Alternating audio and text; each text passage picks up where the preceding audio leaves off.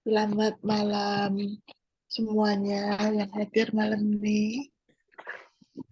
Terima kasih atas doa-doa yang diberikan kepada kakaknya Kak Peter ya. Saya mengucapkan terima kasih sekali lagi untuk semuanya. Pada malam hari ini kita akan membicarakan bagaimana hidup doa dari Santo Joakim dan Santa Ana. Sangat luar biasa setelah saya melihat ketekunan dalam kehidupan doa mereka yang begitu luar biasa. Tuhan merencanakan segala-galanya dari awal, begitu luar biasa. Kita sungguh berbahagia ya, boleh mendapatkan Santa Ana dan Santo Joakim yang memberikan teladan yang begitu indah. Ini saya akan bagikan untuk malam ini. Santa Ana dipilih oleh Tuhan untuk menjadi ibu dari Maria, bundanya yang terberkati di bumi ini adalah pasangan dari Santo Joakim. Mereka itu adalah leluhur dari Raja Abadi dan Imam Besar. Joakim berasal dari keluarga kerajaan Daud. Sedangkan Ana adalah keturunan Lewi.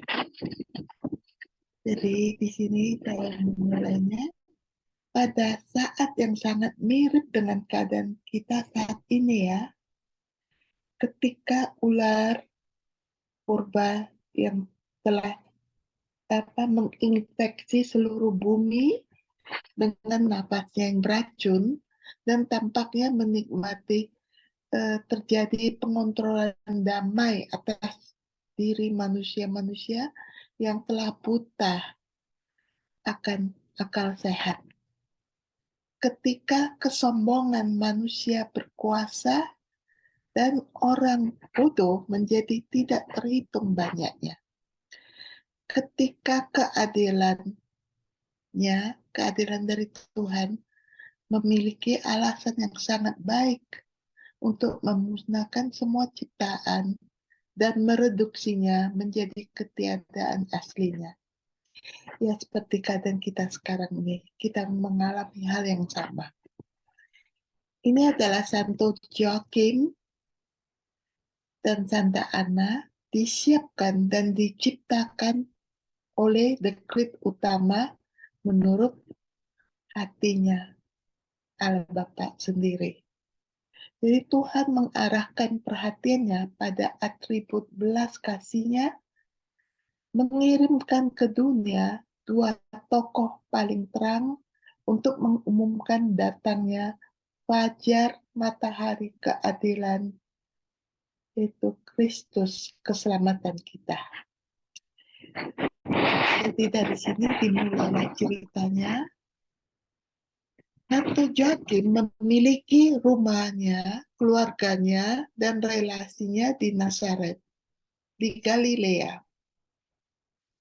Selalu orang yang adil dan suci ini diterangi oleh rahmat dan cahaya khusus dari tempat yang tinggi, memiliki pengetahuan tentang banyak misteri kitab suci dan para nabi kuno.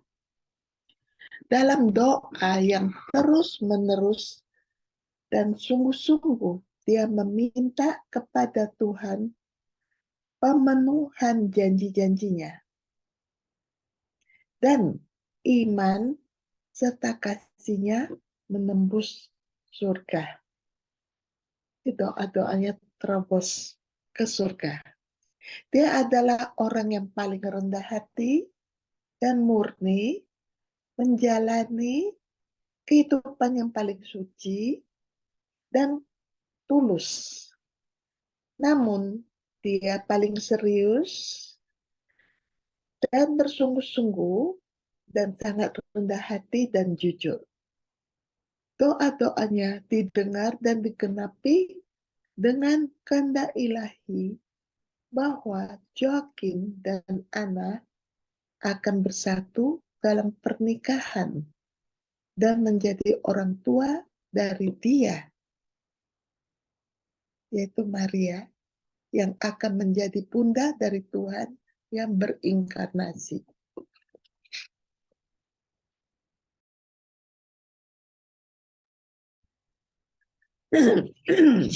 Kepada Santo Joachim, malaikat Gabriel berkata sebagai berikut.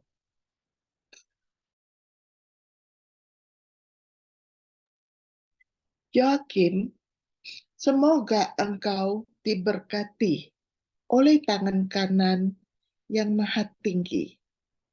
Bertekunlah dalam keinginanmu dan hiduplah sesuai dengan kejujuran dan kesempurnaan.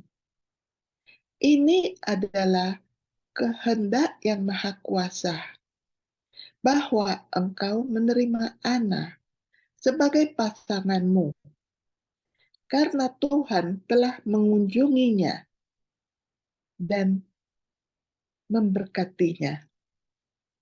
Jaga dia dan hargai dia sebagai jaminan dari Yang Maha Tinggi, dan bersyukurlah kepada Yang Mulia karena Dia telah menyerahkan dia ke dalam tanggung jawabmu. Artinya menyerahkan anak ke dalam tanggung jawab Yoakim. Sebagai konsekuensi dari pesan ilahi ini, Santo Joakim segera meminta tangan Santa Ana yang paling suci dan dalam ketaatan bersama pada penetapan ilahi. Mereka saling mendukung. Kedua pasangan ini tinggal di Nazaret, terus berjalan dalam pembenaran Tuhan. Dalam kejujuran dan ketulusan mereka, mempraktekkan semua kebajikan dalam pekerjaan mereka. Menjadikan diri mereka sangat diterima dan menyenangkan Yang Maha Tinggi, Yang Maha Kuasa, Tuhan, dan menghindari semua celah dalam semua perbuatan mereka. Mereka hidup dari sewa dan pendapatan tanah milik mereka. Mereka bagi setiap tahun menjadi 3 bagian. Yang pertama, mereka mempersembahkan ke bait suci Yerusalem untuk menyembah Tuhan. Bagian yang kedua, mereka bagikan kepada orang fakir miskin. Dan yang ketiga, mereka simpan untuk nafkah yang layak bagi diri mereka sendiri dan keluarga. Tuhan menambah barang-barang penghasilan duniawi mereka karena kemurahan hati dan amal mereka. Mereka hidup bersama dalam kedamaian dan kesatuan hati yang tidak terganggu, tanpa pertengkaran atau bayangan dendam. Mereka menghabiskan 20 tahun pertama kehidupan pernikahan mereka tanpa masalah. Di saat itu dianggap sebagai kemalangan dan aib terbesar jika tidak mempunyai keturunan. Oleh karena itu, mereka harus menanggung banyak celaan dan hinaan dari tetangga dan kenalan mereka, karena semua orang yang tidak memiliki anak dianggap dikecualikan dari perhatian Allah. Tetapi Yang Maha Tinggi, yaitu Tuhan ya, ingin mereka menderita dan mengatur mereka untuk anugerah yang menanti mereka, agar dalam kesabaran, ketundukan, dan ketaatan mereka dapat dengan air mata menaburkan buah mulia yang akan mereka hasilkan nanti. Mereka terus berdoa dengan sungguh-sungguh dari lubuk hati mereka, bersumpah bahwa jika Allah memberi mereka seorang anak, mereka akan mengkonsekrasikannya untuk pelayanannya di Bait Suci Yerusalem. Saat 1 tahun, Santo Joachim pergi ke Bait Suci untuk berdoa. Jadi Santo Joachim menyediakan waktunya khusus dalam berdoa. Imam besar Isakar dengan keras mencela Santo Joachim yang tua dan terhormat karena menganggap dirinya datang seperti orang-orang lain untuk memberikan persembahan meskipun dia tidak memiliki anak. Antara lain, dia berkata, "Mengapa kamu, Joachim, datang dengan persembahan dan pengorbananmu yang tidak menyenangkan di mata Tuhan? Karena kamu adalah orang yang tidak berguna, tinggalkan tempat ini dan pergi. Jangan mengganggu Tuhan dengan persembahan dan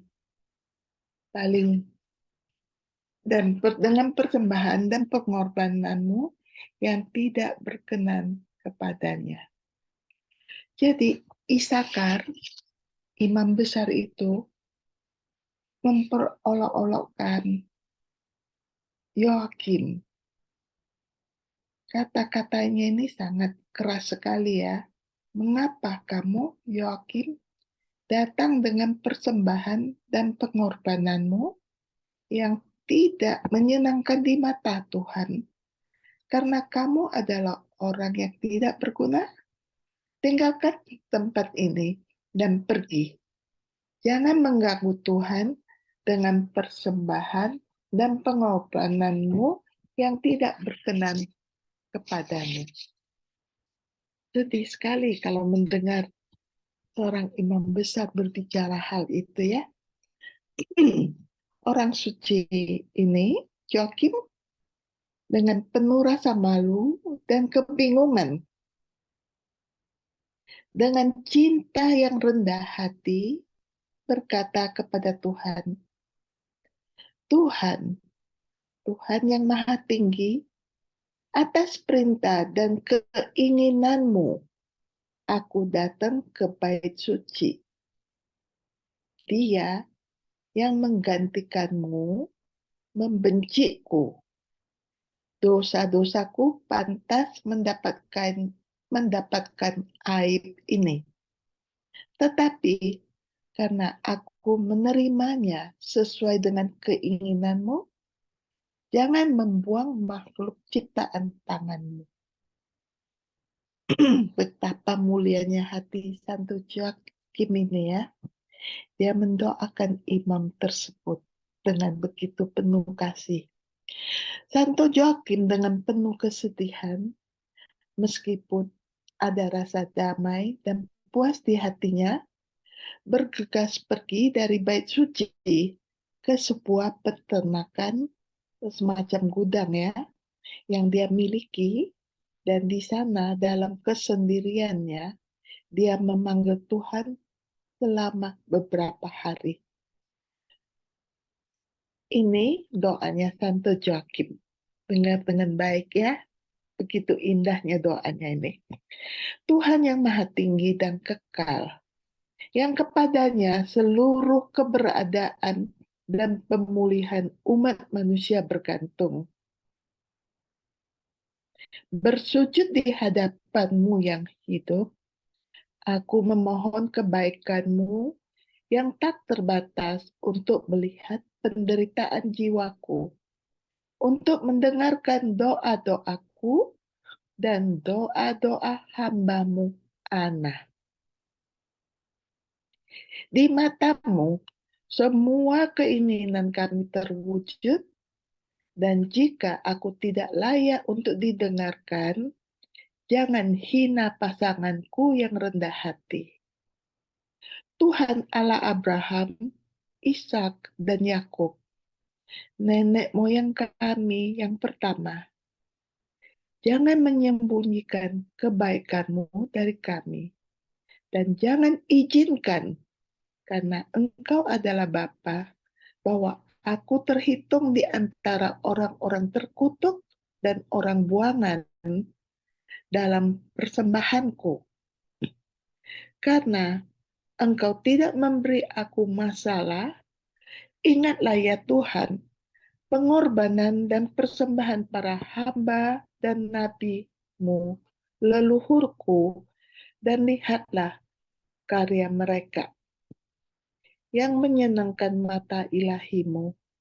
Karena Engkau memerintahkanku, Tuhanku, untuk berdoa kepadamu dengan keyakinan. Berilah aku sesuai dengan kebesaran belas kasih dan kekuatanmu. Apa yang aku doakan atas keinginanmu. Dalam mohon kepadamu, aku memenuhi kehendakmu dan memberikan kepatuhan. Di mana Engkau telah berjanji untuk mengabulkan permohonanku. Jika dosa-dosaku menghalangi pelaksanaan belas kasihan-Mu, singkirkan apa yang tidak menyenangkan dan menghalangimu. Engkau perkasa, Tuhan Allah Israel, dan semua yang Engkau inginkan dapat Engkau capai tanpa hambatan. Biarkan doaku mencapai telingamu, dan jika aku miskin dan tidak berarti, Engkau tidak terbatas dan selalu siap untuk menunjukkan belas kasihan dengan yang terpuruk. Kemana aku harus lari darimu, ya yang adalah Raja segala Raja, Tuhan segala Tuhan. Engkau telah memenuhi putra dan hamba-Mu dengan berkah di generasi mereka. Dan Engkau telah menginstruksikan aku untuk mengharapkan dan menginginkan dari karunia-Mu apa yang telah Engkau lakukan pada saudara-saudaraku. Jika berkenan bagimu untuk mengabulkan permintaanku, dan aku akan mempersembahkannya dan mengkonsekrasikannya ke bait suci-Mu dalam pelayanan abadi. Aku telah memusatkan pandanganku dan kehendakku pada kehendak suci-Mu dan selalu ingin membebaskannya dari hal-hal yang lenyap di dunia ini.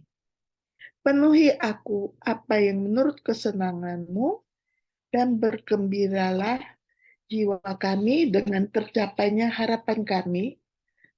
Pandanglah dari singgasana-Mu di atas debu yang keji ini, dan angkatlah agar dapat mengagungkan-Mu dan memuja-Mu. Dan biarlah kehendak-Mu terpenuhi dalam segala hal dan bukan keinginanku. Begitu indah doanya, luar biasa. Lalu malaikat Gabriel menampakkan diri kepada Santo Joakim.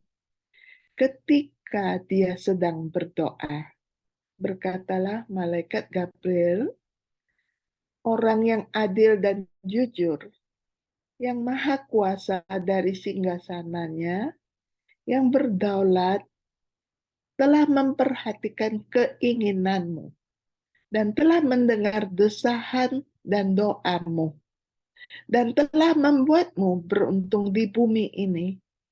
Pasanganmu, Ana, akan mengandung dan melahirkan seorang putri yang akan diberkati antara para wanita.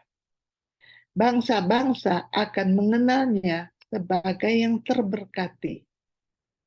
Dia yang adalah Tuhan yang kekal, tidak diciptakan, dan pencipta segalanya yang paling jujur dalam penilaiannya, kuat dan kuat mengirim saya kepada engkau, karena pekerjaan dan sedekahmu telah diterima. Cinta telah melembutkan hati yang maha kuasa dan mempercepat belas kasihannya, dan dalam kemurahannya dia ingin memperkaya rumahmu dan keluargamu dengan seorang putri yang akan dikandung anak. Tuhan sendiri telah memilih untuknya nama Maria. Sejak masa kanak-kanaknya, biarlah dia dikonsekrasikan ke bait suci dan tinggal di dalamnya untuk Tuhan. Seperti yang telah engkau janjikan, dia akan terpilih, diagungkan, berkuasa, dan penuh dengan Roh Kudus. Karena kemandulan anak, pembuahannya akan ajaib. Dia akan menjadi seorang putri yang luar biasa dalam segala perbuatannya dan dalam seluruh hidupnya. Puji Tuhan Joakim untuk manfaat ini dan agungkan dia, karena tidak ada bangsa lain yang dia lakukan seperti itu. Engkau akan pergi untuk mengucap syukur di bait suci Yerusalem, dan sebagai kesaksian akan kebenaran pesan penuh sukacita ini, engkau akan bertemu di gerbang emas saudarimu Ana yang datang ke bait suci untuk tujuan yang sama. Ingatlah bahwa luar biasa pesan ini, karena dikandungnya anak ini akan membuat surga dan bumi bersukacita. Indah sekali ceritanya ini ya. Usia Santa Ana ketika dia menikah dengan Santo Joakim adalah 24 tahun. Dan Santo Joakim saat itu 46 tahun. 20 tahun kemudian mereka hidup dalam kehidupan pernikahan tanpa keturunan. Dan dengan demikian Santa Ana pada saat yang sama, pada saat ia mengandung putrinya, berusia 44 tahun. Santo Joakim 66 tahun. Kita lanjut. Ketika Maria berusia 3 tahun, Santo Joakim dan Santa Ana berangkat dari Nazaret, ditemani oleh beberapa kerabat mereka dan membawa serta tabut perjanjian yang benar-benar hidup, yaitu Maria yang paling suci, digendong di lengan ibunya sesuai pesan diasuh di bait suci Yerusalem. Jadi Maria ini adalah yang dikandung tanpa noda. Ingat hari Bunda Maria yang dikandung tanpa noda? 8 Desember. Jadi itu kejadiannya di sekitar 8 Desember ya. Prosesi yang rendah hati ini hampir tidak diperhatikan oleh makhluk-makhluk bumi. Tetapi secara tidak terlihat ditemani oleh roh-roh malaikat yang untuk merayakan peristiwa tersebut telah bergegas dari surga untuk bertindak sebagai pengawalnya dan menyanyikan kemuliaan dan pujian dari Yang Maha Tinggi dalam alunan surgawi. Demikianlah mereka melanjutkan perjalanan mereka dari Nazaret ke kota suci Yerusalem. Dan juga orang tua dari anak kudus, yaitu Maria, merasakan di dalam hati mereka kegembiraan dan penghiburan jiwa yang besar.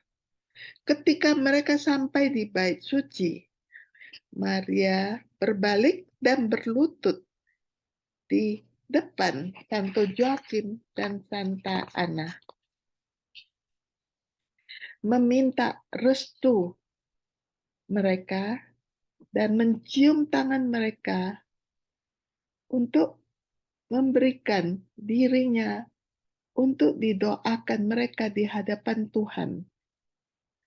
Orang tua yang suci dengan air mata yang paling lembut memberinya restu, lalu dia menaiki 15 anak tangga ke bait suci tanpa bantuan siapapun. Bayangkan, Maria yang usia 3 tahun telah mengerti tugasnya dengan indah dan begitu luar biasa. Dengan sedih, orang tuanya menelusuri kembali perjalanan mereka ke Nazaret yang sekarang miskin karena kehilangan harta kekayaan rumah mereka. Mereka merasa sangat kehilangan Maria. Tetapi yang Maha Tinggi menghibur dan menghibur mereka dalam penderitaan mereka. Harinya tiba ketika Tuhan mengungkapkan kepada Maria bahwa ayahnya, Joakim, akan berpindah dari kehidupan fana ini ke kehidupan yang kekal dan abadi. Dia berkata kepadanya, kematiannya akan segera terjadi dan dia akan meninggal dengan damai dan akan ditempatkan di antara orang-orang kudus dalam limbo untuk menunggu penebusan umat manusia.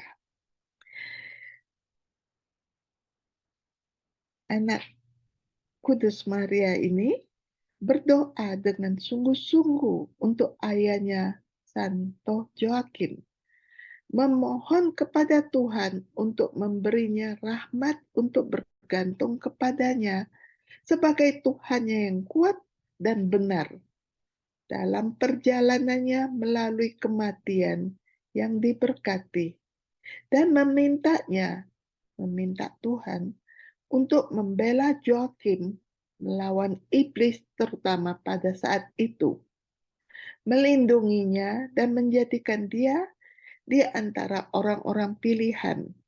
Karena selama hidupnya, Joakim telah mengakui dan mengagungkan namanya, itu nama Tuhan yang terpuji dan kudus.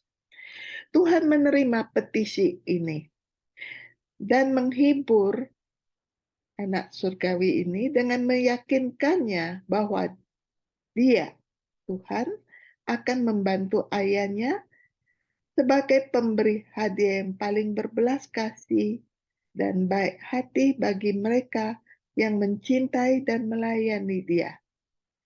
Dan bahwa Tuhan akan menempatkannya di antara patriark Abraham, Ishak, dan Yakub. Maria juga mengutus para malaikatnya untuk menghibur Santo Joakim yang menyapanya sebagai berikut. Maria sungguh luar biasa, mengirim malaikat kepada ayahnya. Ini sapaan dari malaikatnya. Hamba Tuhan, semoga Tuhan yang Maha Tinggi dan berkuasa menjadi keselamatan abadimu, dan semoga Dia mengirimmu dari tempat sucinya bantuan yang diperlukan dan tepat untuk jiwamu. Maria putrimu telah mengutus kami untuk membantumu di saat ini, di mana kamu harus membayar hutang kefanaan kepada penciptamu. Dia adalah pendoa syafaat yang paling setia dan kuat ini di hadapan Yang Maha Kuasa, yang dalam nama dan kedamaiannya engkau sekarang akan terhibur dan gembira dari dunia ini, karena Dia telah menjadikan engkau ayah dari putri yang begitu diberkati. Meskipun Yang Mulia karena ketetapan-ketetapannya tersembunyi, belum mengungkapkannya sakramen dan martabat di mana Dia, Tuhan ya, akan menginvestasikan putrimu. Dan agar rasa sakit dan kesedihan kematian alami dapat diringankan oleh kegembiraan jiwamu, pada berita ini Maria, putrimu, dipilih dan dikonsekrasikan oleh Yang Maha Kuasa sebagai seorang yang di dalamnya sabda ilahi akan menyelimuti dirinya dengan daging dan bentuk manusia. Dia harus menjadi ibu yang berbahagia dari Mesias dan yang diberkati di antara wanita, yang paling dimuliakan di antara semua makhluk dan hanya lebih rendah dari Tuhan sendiri. Putrimu yang paling beruntung akan memulihkan apa yang hilang dari umat manusia karena dosa pertama. Dan Dia adalah gunung tinggi yang di atasnya akan didirikan dan dibangun hukum anugerah yang baru. Karena engkau meninggalkan dunia seorang anak perempuan yang melaluinya Tuhan akan memulihkannya dan mempersiapkan penyembuhan penuh. Berpisahlah darinya dengan sukacita jiwamu, dan semoga Tuhan memberkati engkau dari Sion dan menjadikan engkau warisan orang kudus dan membawa engkau ke penglihatan dan kenikmatan Yerusalem yang diberkati.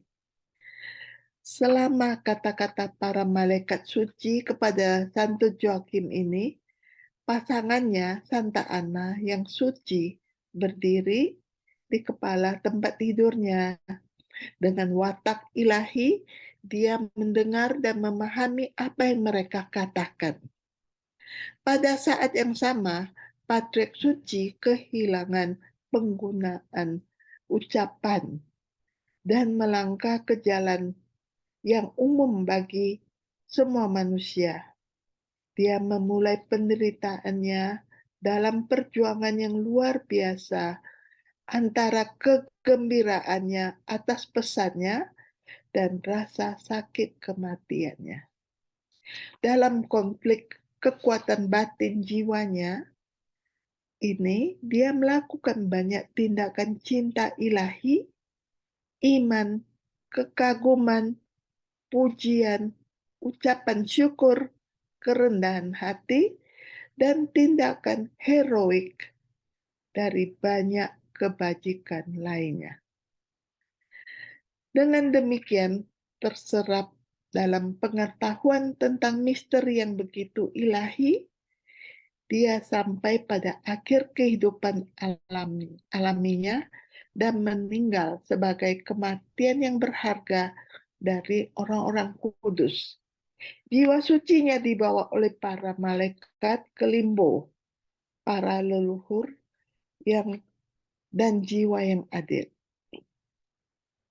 Dan untuk penghiburan dan terang baru di malam yang berkepanjangannya, di mana mereka hidup, Yang Maha Tinggi mengutus jiwa Santo Joakim sebagai utusan terakhir dan utusan Tuhan untuk mengumumkan kepada seluruh jemaah orang benar bahwa fajar hari yang kekal sudah dekat, bahwa cahaya pagi menyinari dunia dalam diri Maria yang paling suci, putri Joakim dan Ana, bahwa darinya akan muncul matahari ketuhanan Kristus penebus seluruh umat manusia.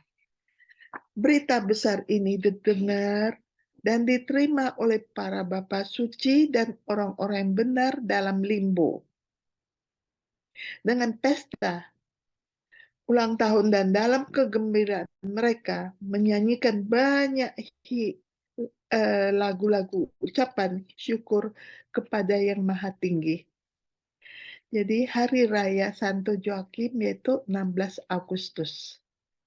Sedangkan Santa Ana adalah besok 26 Juli. Jadi informasi ini diambil dari buku Mystical City of God ya, yang ditulis oleh Venerable belum jadi santa ini ya, Mary of Agreda ya, dan membawa imprimatur dari Uskup Agung Katolik. Ini adalah wahyu yang diberikan kepada orang suci yang badannya inkorup ya, oleh Bunda Allah sendiri, yaitu Bunda Maria, dan ditulis di bawah perintah atasannya. Jadi tidak diragukan lagi bahwa Allah dapat dan memang memanifestasikan kepada jiwa-jiwa pilihan hal-hal yang tersembunyi di samping apa yang dia ajarkan melalui pelayanan umum gerejanya. Demikianlah untuk malam ini saya telah menyelesaikan sharing untuk Santo Joakim dan Santa Ana. Terima kasih. Saya kembalikan kepada Ibu Minar. Iya,